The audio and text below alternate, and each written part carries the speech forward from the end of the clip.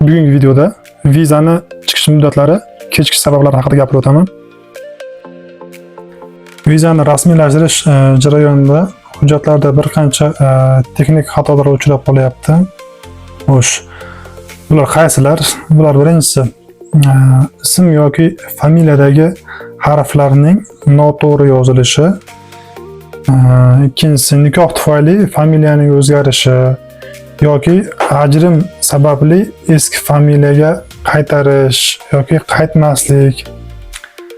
Bundan keyingisi boshqa davlat fuqarosi bilan oila qurganda ma'lumotlarning o'zgarishi. Keyingisi tug'ilganlik haqidagi guvohnoma, ya'ni metrikadagi millat ko'rsatilishdagi yo'l qo'yilgan xatoliklar. Bundan keyingisi ma'lumotlar yangilanganligi sababli tug'ilganligi haqidagi guvohnoma metrikani notarial tarjimasi talab qilinishi. Hop, bu kabi holatlar vizani chiqish muddatini uzaytirib yubormoqda hozirgi vaqtda. Chunki Qirg'iziston Tashqi ishlar vazirligi va migratsiya xizmati xodimlari arizalarni navbat bilan ko'rib chiqadi. Hop, shu navbat bilan sinchiklab tekshirish jarayonida shunday biron harf yoki biron bir kamchilik aniqlanadigan bo'lsa, ularga tizim arizani avtomatik ravishda rad qilib beradi. Xatolarni to'g'rilash, ularni bartaraf qilish to'g'risida qaytadan xabar jo'natadi tizim. Hop, natijada vizani chiqish vaqti, ya'ni vizani kutish vaqti ham yana oldinga surilib boradi. Agar bugun biron harf bartaraf qilingan bo'lsa xato va ertasi kuni boshqa bir xato aniqlanadigan bo'lsa, u yana bir kunga surilib ketaveradi. Hop, bundan keyin tabiiyki bunaqa kechikishlar odamlarda turli shubha gumonlarda paydo qilishi mumkin. Ya'ni qandaydir bu aldayapti deb o'ylab qolishi, shunaqa fikrlarga borib qolishi mumkin. Lekin bu albatta noto'g'ri fikr. Bu texnik tomonlari ishda. Hop, xavotirga tushishni keragi yo'q.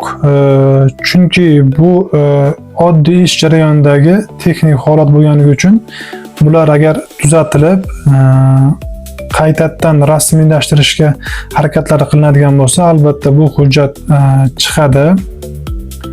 Hop, shu uchun biz o'zimizni shu mijozlarimizdan yoki boshqa biron odamlarga murojaat qilgan odamlardan shuni so'rab qo'ygan bo'lardik. Agar hujjatlarda biron kamchilik yoki o'zgarish borligini o'zlari bilsa, ertaroq shuni hujjatlarda topshirish vaqtida kimga hujjatlarni topshirayotgan bo'lsa, aytib o'tadigan bo'lsa, bu jarayonni tezlashtiradi.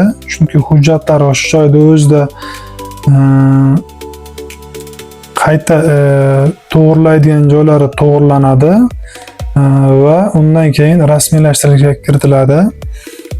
Hop, bunaqa ariza beruvchilar soni ko'pligi sababli vizani rasmiylashtirayotgan xodim hujjatlardagi biron harf o'zgarishi yoki boshqa kamchiliklarni sezmay qolishi mumkin. Lekin buni qabul qilayotgan va vizani rasmiylashtiradigan Tashqi ishlar vazirligi xodimlari albatta biladi. Chunki ularga bunda hozirgi zamondagi sun'iy intellekt texnologiyalari albatta yordam beradi va buni qaytaradi.